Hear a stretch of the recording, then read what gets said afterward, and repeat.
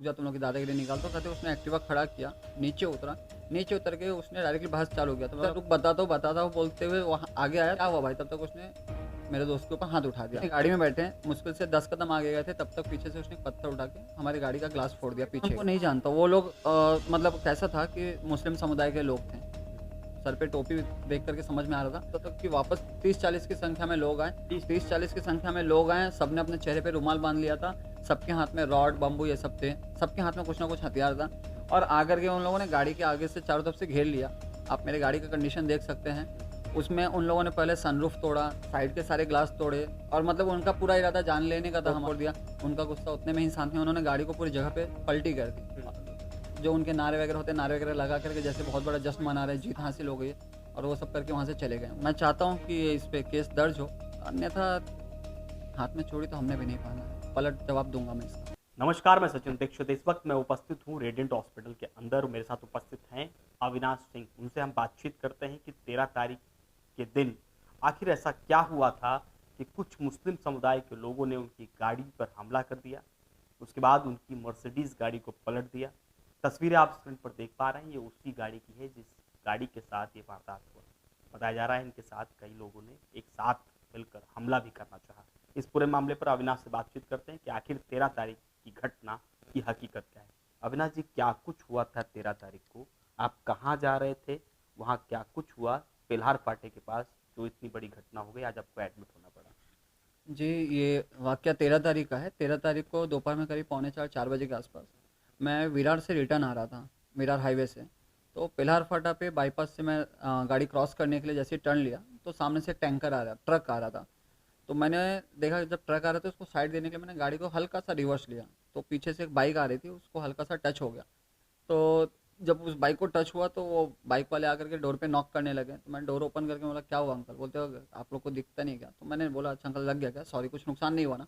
तो मैंने उनको सॉरी बोला। सॉरी बोल करके बात खत्म हुआ, लेकिन वो कुछ आगे बोल रहे थे। तो साथ में एक दो मेरे दोस्त भी थे, तो वो उनसे बात करने लगे। हल्का सा कहासुनी हुआ वहाँ पे। और इसी दरमियान एक एक्टिवा पे एक लड़का आया। वो आते ही देखा मुझे, देखते ही मतलब कि अरे क्या रे मादर चोद, तुम लोग क्या यूपी बना के रखा है क्या इसको? हाँ, तुम लोग का सब जगह दादागिरी चलता है। और नॉर्मली मैं हाथ में रुद्राक्ष वगैरह पहनता हो, सर पे त्रिपुंड लगाता हो। तो वो उस चीज़ को पॉइंट आउट करके कह रहे ये टीका वाला इन लोग की चर्बी निकालनी पड़ेगी, रुक जा तुम लोग की दादागिरी निकाल। तो कहते उसने एक्टिवा खड़ा किया, नीचे उतरा, नीचे उतर के उसने डायरेक्टली बहस चालू किया। तो मैं बोला भाई इनको मैंने सॉरी बोल दिया, बात खत्म हो चुकी है, फिर बात क्यों बढ़ा रहे हो आप? अभी मैं इतना बोल रहा हूँ तो बोलता है रुक बताता हूँ बोलते हुए वहाँ आगे आया। तो मेरे साथ जो मेरा दोस्त था वो आगे आ गया। बोला क्या हुआ भाई? तब तक उसने मेरे दोस्त के ऊपर हाथ उठा दिया। जब उसने हाथ उठाया तो ऑब्वियसली उसका जवाब तो मिलना ही था, तो हमने भी उनके ऊपर हाथ उठाया। और ये हाथापाई के दौरान थोड़ा सा ज़्यादा कुछ इशू हो रहा था। तो मैं अपने दोस्तों को बोला कि भाई अब यहाँ से निकलते हैं। और हम लोग अपनी गाड़ी में बैठे हैं, मुश्किल से 10 कदम आगे गए थे, तब तक पीछे से उसने एक पत्थर उठा के हमारी गाड़ी का ग्लास फोड़ दिया पीछे का। तो वापस हम लोग नीचे उतरे। मतलब भाई क्या है? उतने में हम लोग देखते हैं तो सामने से कुछ लोग आ रहे थे रॉड वगैरह लेके। मैं गाड़ी में सबको वो लोग बिठाया। जो लोग आ रहे थे वो लोग हाँ, कौन लोग थे, कैसे लोग थे, क्या पहचान थी? नहीं मैं उनको नहीं जानता। वो लोग मतलब कैसा था कि मुस्लिम समुदाय के लोग थे। सर पे टोपी देख करके समझ में आ रहा था। और वो लोग आए जब आगे, तो उसमें से दो लोगों ने पहले समझा के अच्छे से बात किया, अरे भाई छोड़ो जाने दो, जो हो गया सो हो गया, जाने दो, ये बोले। वो लोग वहां से जाने लगे और हम लोग मुश्किल से थोड़ा सा आगे गए थे तो तक कि वापस 30-40 की संख्या में लोग आए। 30-40? 30-40 की संख्या में लोग आए, सबने अपने चेहरे पे रुमाल बांध लिया था। सबके हाथ में रॉड, बम्बू ये सब थे। सबके हाथ में कुछ ना कुछ हथियार था। और आकर के उन लोगों ने गाड़ी के आगे से चारों तरफ से घेर लिया। आप मेरे गाड़ी का कंडीशन देख सकते हैं।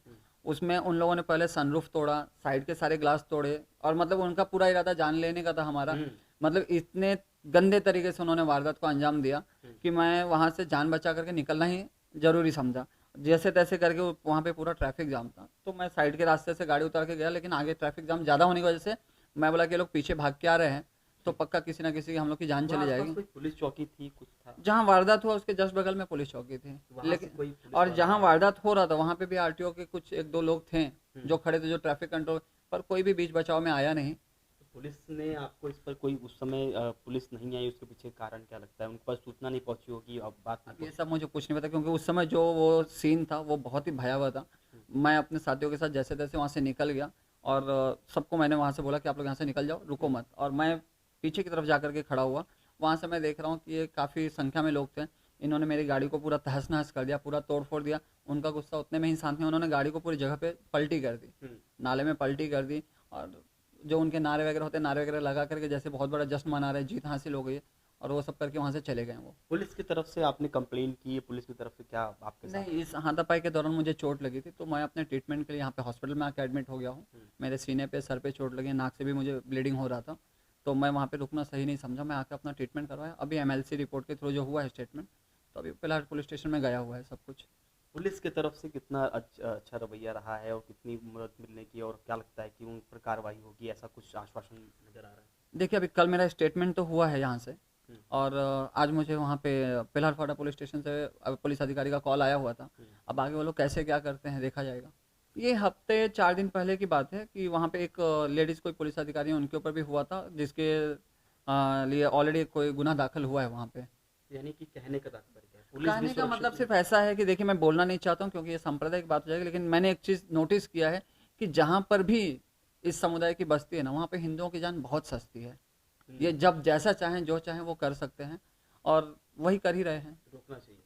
बिल्कुल रोकना चाहिए। आपकी क्या मांग है इस पूरे मामले अब मेरी मांग तो यही है कि मैं चाहता हूँ कि इस पे केस दर्ज हो, निष्पक्ष कार्रवाई हो, अन्यथा हाथ में चूड़ी तो हमने भी नहीं पहना है, पलट जवाब दूंगा मैं इसका। में?